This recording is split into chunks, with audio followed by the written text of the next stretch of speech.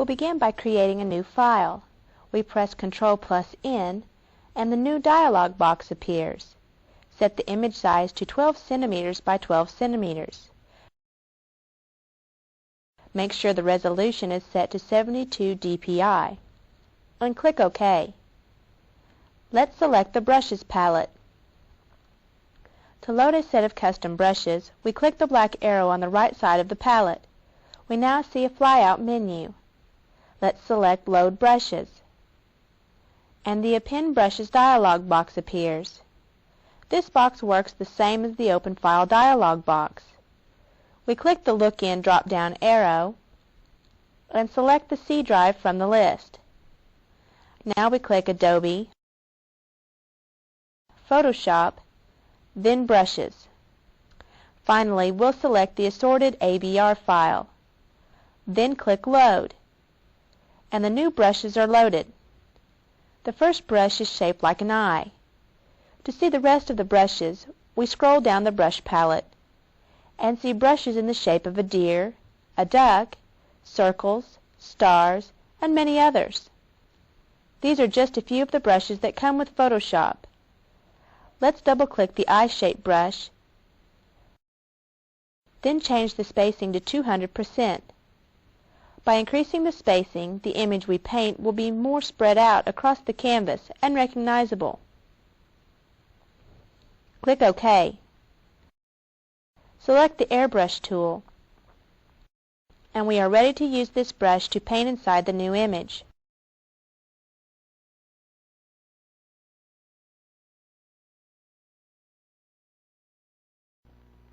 If we need a brush shape that is not listed, we can create a brush of our own.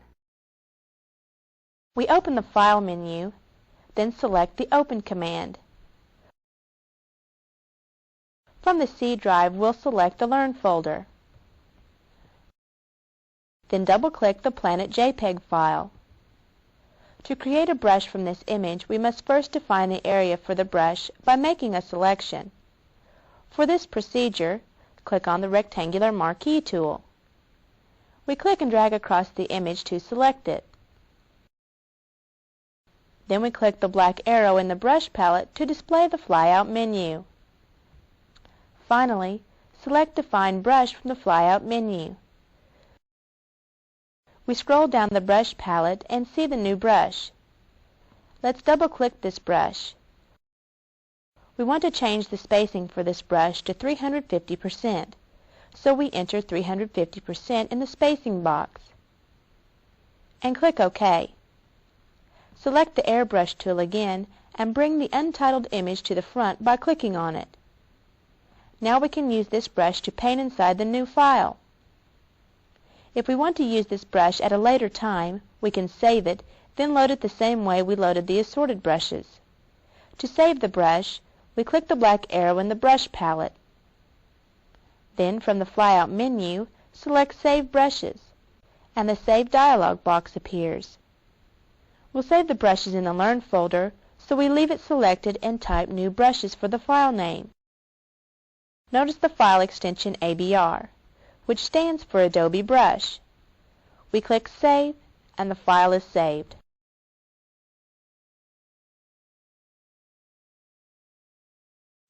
This is a good start for the texture we want to use, but first, let's apply a filter. We open the Filter menu, then select Noise. From the flyout menu, we'll select Add Noise. The Add Noise dialog box appears, and we see in the preview that this filter makes the image look like static on a black and white TV. We'll set the noise to 50 and select Gaussian from the Distribution section.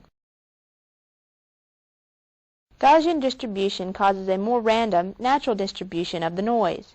We are satisfied with the preview, so we'll click OK to apply this filter. Most of the filters that come with Photoshop have a simple interface like the one we have just seen. Of course, the options available will depend on the filter, but most filters have a preview mode so we can see how the filter will affect the image before we apply it. Let's try another filter. Next, we'll blur the image. Because this image will only be used for a texture, it is not necessary to see all the details.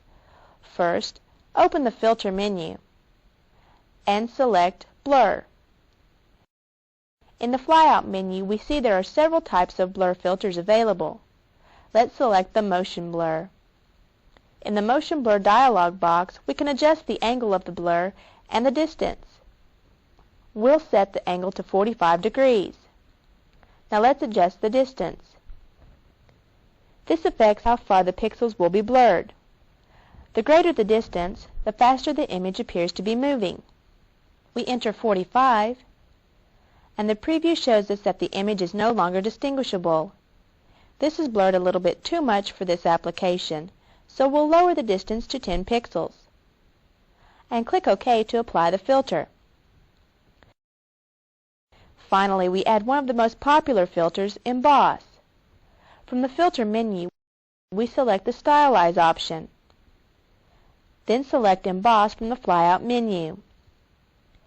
This filter has angle options, the same as the Motion Blur filter for height and amount.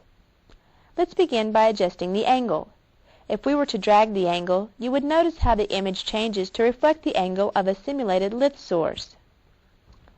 Set the angle to 140%. Then we'll set the height to 4 pixels and the amount to 85%. And click OK. Now we have created a texture.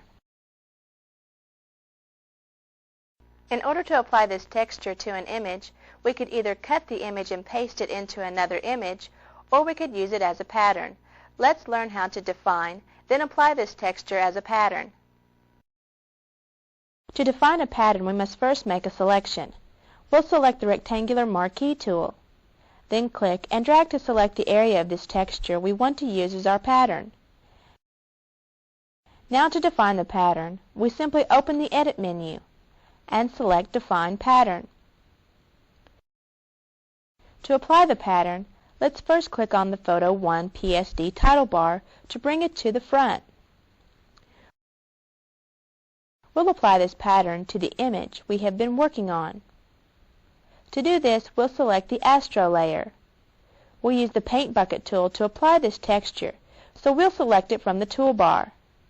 Currently, if we click with the Paint Bucket, it will simply fill an area with the foreground color. Let's click the Contents drop-down arrow in the Paint Bucket Options palette. The only options available are Foreground and Pattern. Of course, we will select Pattern. Now we simply click inside the image, and the texture is applied and adding a great effect to our image.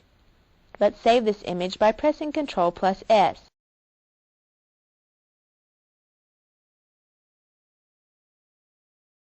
Let's review what we've covered in this chapter.